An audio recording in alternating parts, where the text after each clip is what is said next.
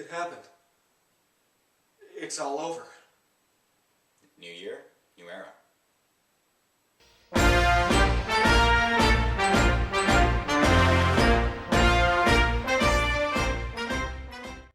Welcome to the Unnamed Political Podcast. I'm Clark Walburger. I'm Jack Horvath. And as you said, it is most certainly a new era, new time. We're all in. Yes. This is the first episode of the Unnamed Political Podcast that has been taped, though not uploaded due to some scheduling errors in the Trump administration. That's correct. During the Trump administration. Yeah, we're all in right now. I mean, it feels different. It does. Really. The day after the inauguration, it was so weird to think It felt kind of ominous. He is the president. Oh, you're the one who liked him, though. Yeah, but I know, but it's funny to think that, because I was watching the inauguration, I was like literally a minute before, after he got sworn in, Obama was still president. I know. It's so weird how it just changes like that. It's also weird, because technically since Mike Pence gets sworn in first, wouldn't that technically make him, Obama's vice president for 1 minute? That's a good point. Yeah. You think about it that way. Perhaps he is. Just saying. Unofficial 2 vice presidents. Yeah. Mike Pence for about Polygamous 3 president. minutes. Polygamist? Oh. Yeah, now I get it. Yeah, I had to put that one in for a little bit. Oh, yeah, that's a thinker right there. All right, but so back to this. This is going to be the first of a 2-part episode for our 45th episode. Special event.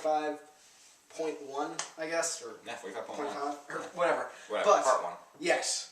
And so let's get down to it. Yeah. Donald Trump That's right. is the president of the president. United States of America. Yeah.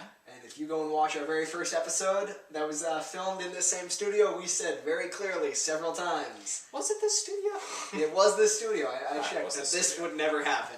And it's funny It that the has. first episode, well, the unofficial lost episode, we talked about the Republican debates, and we thought the first Republican debate was coming up, and we were like, he's never going to win, he's never going to get past 5%, and yeah, you're right, we're at this point, he's our president. It's funny that pretty much this podcast stemmed off of this whole election cycle, and now it's over, and we've come a long way. Yeah. And now we're here. It's been a journey. Now we're going to be trying to navigate the post-Trump world. Yeah. And speaking of that world, let's talk about some of the big developments we've seen. We're going to be focusing specifically on Donald Trump. In the next episode, we're going to continue to focus on him, but we'll also bring in other worldwide issues. But this time, it's going to be just Trump.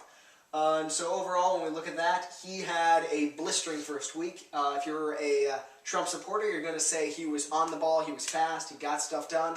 And if you're a liberal, you are going to say it was a chaotic nightmare. That's correct.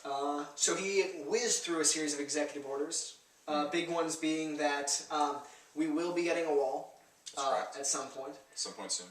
They said that ideally it will be completed within 2 years, but let's say it's a government project. It's going to take a little over longer. budget, over schedule, right. unfortunately. That's right. Causing stirs with the international community for a variety of reasons, insults, criticisms, and probably the biggest issue that we're currently seeing right now as we're taping this is his temporary ban, we do need to emphasize, Temporary. on immigration. Well, it's not a ban, it's just a moratorium on immigration in the United States. Ooh, that's a much better way for it. That's a technical word. Although originally called a ban, it's not a ban. You know what? Precisely. A temporary hiatus on immigration from 7 nations which, as a lot of people will point out, are predominantly Muslim. That's correct. However, this is something he did campaign on, so I'm surprised that people are freaking out as much as they are. Not that people don't have a right to protest, but it is first. His first week's been pretty eventful. He's struck on many of his promises, whether you like it or not, whether you support him or whether you hate him to the core. He's done stuff. He's done a lot of things that, although there's, you might think it's completely one-sided in terms of his agenda, he did get out of TPP, which was supported by Bernie supporters and supported by Donald Trump supporters as well. Though very angering our allies who are members of the TPP, Right. Which is a bit of an issue. We are really much, I'm already adopting his vocabulary. We're seeing this kind of example of Trump really shaking up international politics a lot. Just today, he was in what was described as a rather angry phone call with the current Prime Minister of Australia. Wish it was Tony Abbott still. I wish it was too, because then, well, it wouldn't have been much of an angry conversation if it was between Abbott. it would have been very friendly, genial. Friendly. But yes, regarding refugees off the coast of Australia, but we're continuing to see that. However, we've seen Trump's cabinet appointments, for the most part, have been going through pretty smoothly. We've seen Rex Tillerson is our 69th Secretary of State, and we've seen... keep moving. I was just noticing that. Yeah, so, there's a lot of interesting cabinet picks. Matt Mattis is good. John Kelly.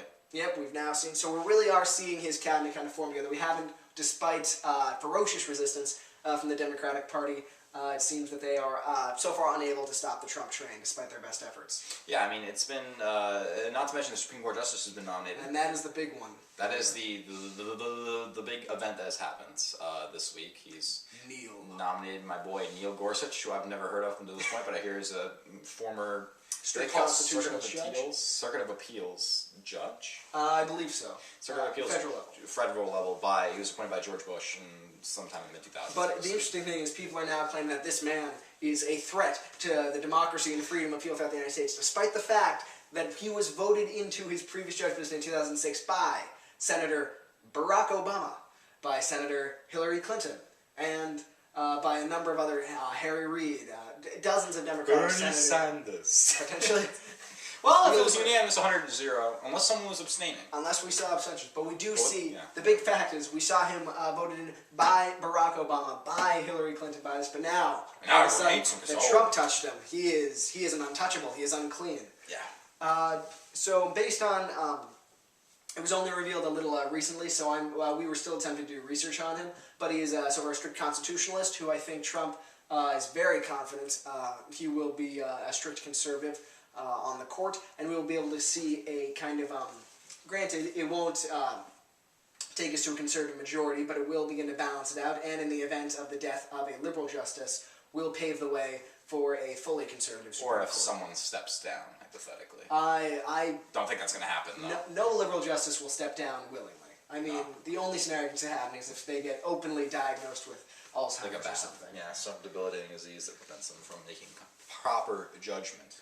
Yes. Yeah, but overall, this Neil Gorsuch guy seems like a pretty good pick. He seems quite reliable. He's apparently 10 years ago was renowned unanimously by everybody, but now not so much. But I think that's just political, and we'll see if that happens again. Because now we have seen the Chuck Schumer's claim that he now wants to fight it for 4 more years, doing it, which is very interesting. That's not going to happen. I seem to recall Democrats claiming nonstop that it was disgusting and despicable that they would not fill the Supreme Court vacancy. It was terrible, and then when they brought up the fact that Joe Biden had said the same thing, it was, well, you're still wrong. Right. And so you kind of see this. Unfortunately, there's hypocrisy on both sides, but this part is clearly on the left side. So the Senate would confirm the Supreme Court Justice hypothetically, right? Currently at this rate, I think he is very likely to be confirmed. Yeah, he's going to be confirmed. Like, I don't get why they're still fighting this. Because even Rex Tillerson, who was very controversial and was deemed unqualified by many Democrats, including Chuck Schumer, was still nominated from, I think it was 56 to 43 margin. So he did. Even some Democrats voted for this guy to be voted in. So it's not.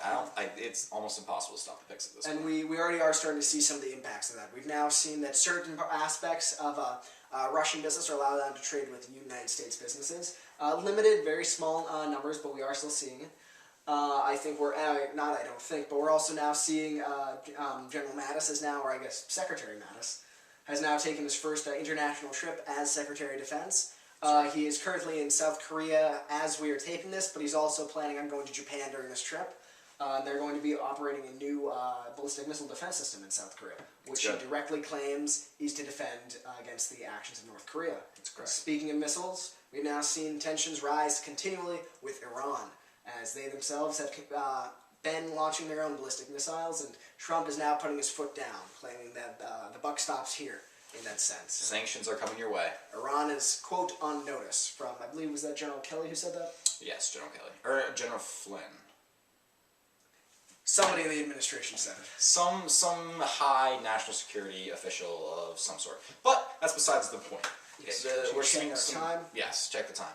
We're still good. All right, so we're seeing some big foreign policy actions by our president, not even 2 weeks into office.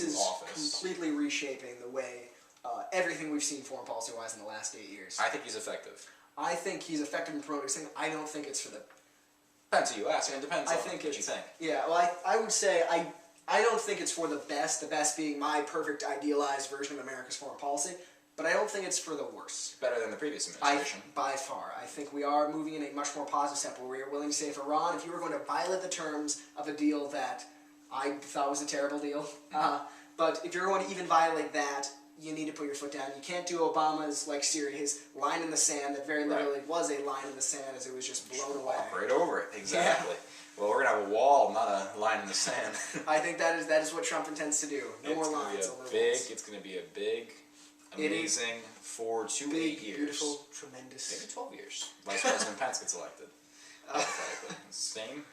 Oh no, I think Democrats are really starting to adopt political guerrilla warfare tactics. They are not giving up. I hate to make predictions, but I'm gonna call Donald Trump wins 2020. Just thought I'd say that right now. I think it's gonna happen.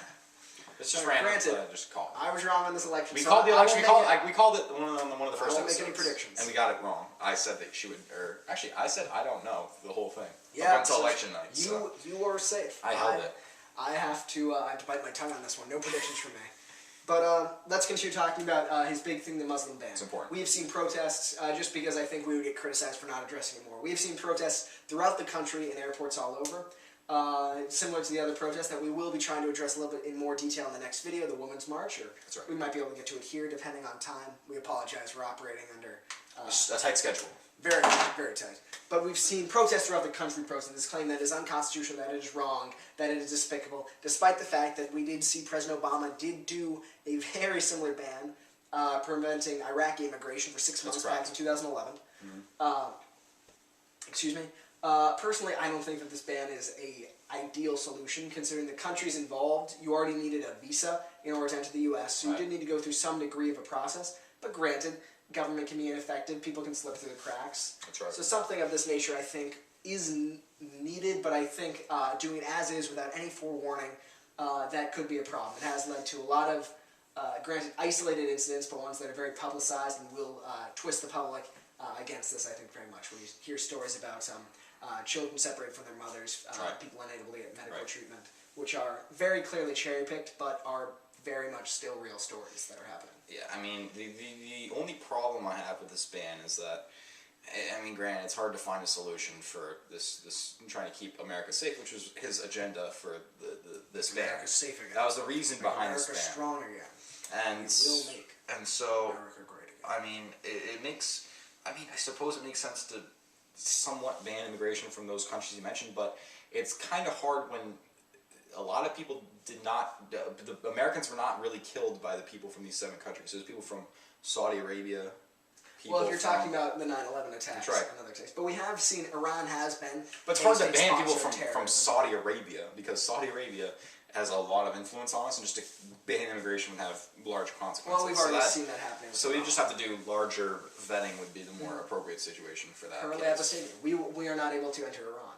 Or actually, you might be able to if you have Canadian dual. Maybe if I go in there, if I want to take a vacation there for some reason. Yeah, you might be able to squeeze in. Because when they said, oh, you're not allowed to come to Iran, I'm like, oh, who cares? Oh, all of our Iranian viewers are going to be so angry, Jack. I can't go to Tehran and walk around in the sands, you know. It's a shame. Oh. Surfing Iran. Whatever. Yep, with all those great Iranian surf spots. Lots of good beaches. I mean, all right. It's probably just one. Okay, so we continue to see this. In addition to other protests, despite some controversy over the size of his inauguration, we have seen... Keep going. See what I did there? We've seen Donald Trump's inauguration was, unfortunately, the source of a great deal of criticism, especially because the next day there was the Women's March on Washington, which was and on crazy capitals throughout the country and the world, which, however, it wasn't as large as the 2004 March that we saw for George Bush. So, how many people attended? Bush was bigger. Are you aware? The march. The numbers are all hard to calculate. It was in the hundreds of thousands in D.C., but then you also do have to acknowledge the fact that you're seeing protests throughout the country and the world. Correct.